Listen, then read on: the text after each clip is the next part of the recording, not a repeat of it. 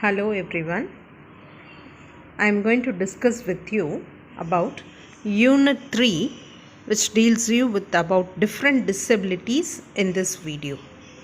We have already learnt that disability is a condition where any human being is not able to perform the activity which is done by a normal person. So let us see the various types of physical disability, mental disability which prevails among the people and how they can be educated in this unit. Physical disability. It is nothing but a limitation on a person's physical functioning, mobility, dexterity or stamina. Take for example, if a person is going to have any deformity in their physical body parts, they cannot move and they don't have the proper stamina like a normal person. So that kind of person is said to have physical disability. It is nothing but an incapacity to function normally due to their bodily defect or injury.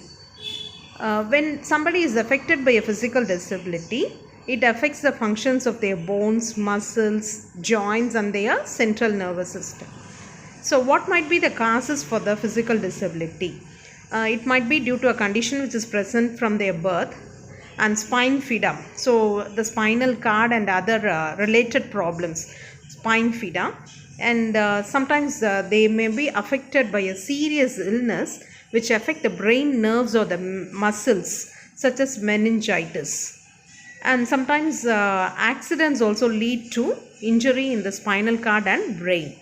So due to these conditions, a person may become a physically disabled. So when the person is going to be physically disabled, they have to have special tools, vehicles or locomotory things for them to be educated. So since we are concerned with the children in the units, so we have to provide them proper locomotor facilities or vehicles and tools to overcome the physical disability and learn like the normal children. Next, visual impairment. When we look into visual impairment, it is nothing but if a person is going to have a low vision or a reduction in their vision power, it is said to be visual impairment. There are many types of visual impairment. A person can have an impairment in their vision, that is, they are not able to see like the normal person. It may be due to their own inherited condition, that is from the hereditary. They might have a blindness or a vision impairment, and sometimes infections in the eyes and then retinoblastoma, which is nothing but a type of eye cancer. Sometimes they may have injury in their eyes, which is called as a glaucoma. Another condition is that diabetic retinopathy, cataract, nearsightedness. Some of them may have long-sightedness and short-sightedness, isn't it? And then some due to the age-related macular degeneration. The cells in their eyes are degenerating as they are getting old.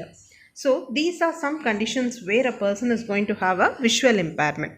So when we look into the visually impaired children in the classrooms, how to educate them? So you know the well-known method of educating a person with a visual impairment. That is, if a person is going to have a total blindness, we give them Braille language and the textbooks which contains the Braille text and other things. And they can be taught using objects, that is the touching objects, which could explain their content more easily.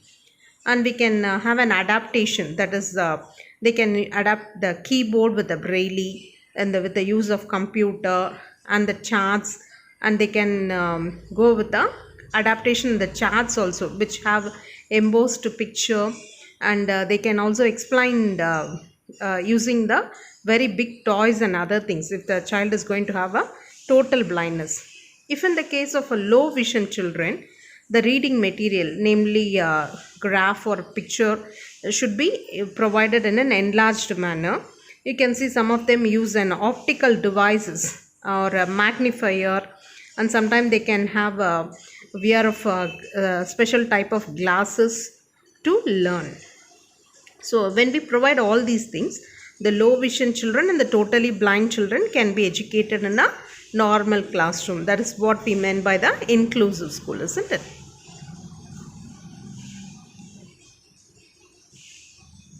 Hearing impairment. The next thing which is common in the children is hearing impairment. The impairment it might be a total impairment, that is deafness.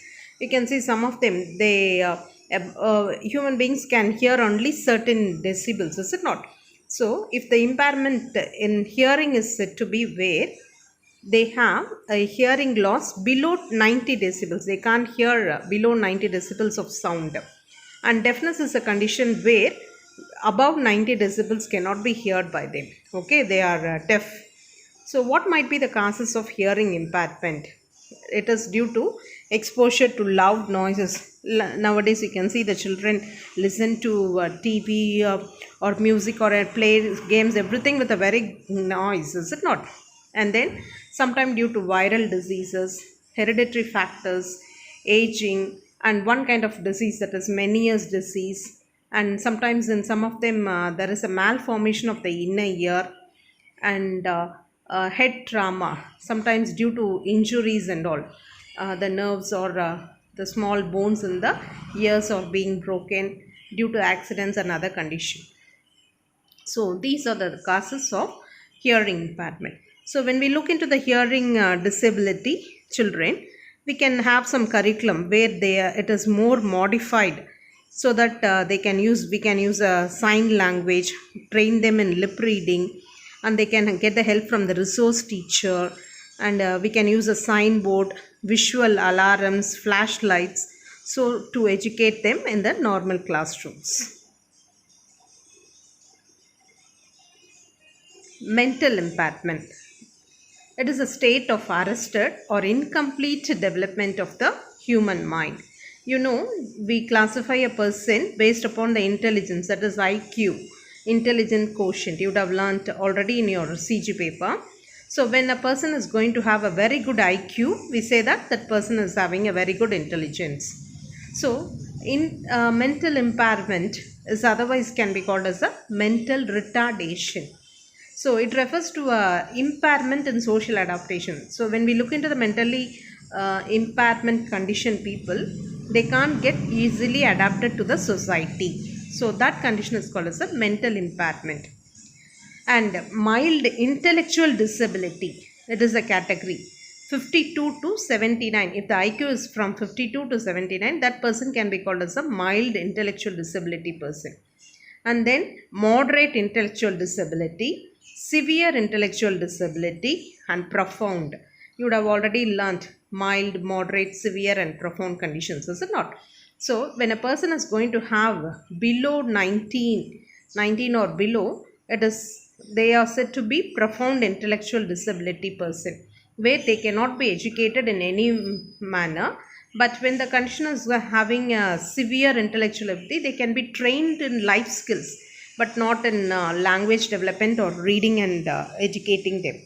So when we look into what are the symptoms of mental impairment, the first thing is that they have a delay in their oral language development, deficit in their memory skills, difficulty in learning the social roles, difficulty in problem solving skills, decreased learning ability, and they are unable to meet the educational demands at the school, and lack of social inhibition. So how to educate these mentally impaired children in a normal classroom? So when we look into the thing, we can use their behavior modification methods, and we can use them small material. The subject curriculum has to be split into very simple concept and can be taught for them. And we can train them in multisensory approach, and you can teach them the communication skills, teach them in a very slow pace, and make them training in with the computers, and we can help them to manage the things by themselves. Since the profound severe condition, intellectual disability cannot be educated at all of a sudden, so they have to be taken care and given training in their life skills. And The learning can be in a gradual and a simple paths, and they need a professional and a trained persons to teach these children in the classroom. So when we look into the condition, the normal class teacher should get adopted and teach them more better, and they have to have a training of handling the different kinds of disabled children in the same classroom along with the normal children. They can use the normal children as a role model and guide and helping person for the disabled children to learn better. So if a classroom is going to be modified in such a way, then it is said to be a inclusive classroom. Hope you are clear with the different types of disability, and usually you are asked about the different kinds of disabilities and what are the measures you can take to teach those children. Thank you.